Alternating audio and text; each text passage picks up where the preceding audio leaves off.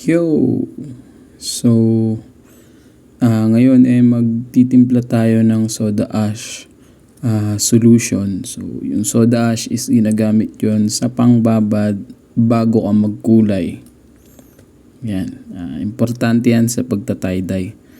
So, ang sukat niyan, so meron tayo ritong 10 liters na yan, galon. And ang kinuha kong sukat ng soda ash is 2.5 cups ng soda ash is equals to 10 liters of water. So, ayun yung ginawa kong formula. Sa pagtunaw ng soda ash, importante na wag mo siyang ihalo directly sa tubig kasi yan namumuo. So,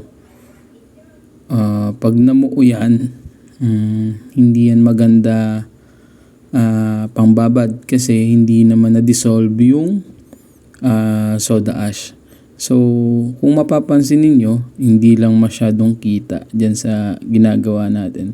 Dahan-dahan ko yung binubuhos yung soda ash doon sa tubig, tsaka ko haluin para maiwasan natin yung mga buo-buo. So, if ever na merong mga buo, pwede mo naman yang durugin gamit ang kamay mo.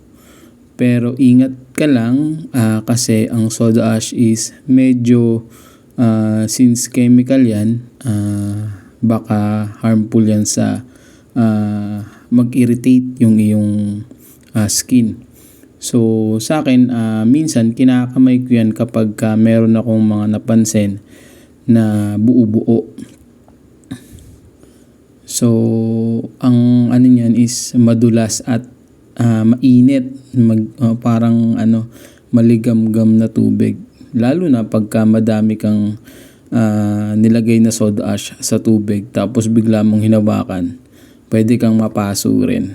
So itong ginagawa natin, 2 galon yung ginawa ko. Yung isa, yan yung ating stock na soda ash solution.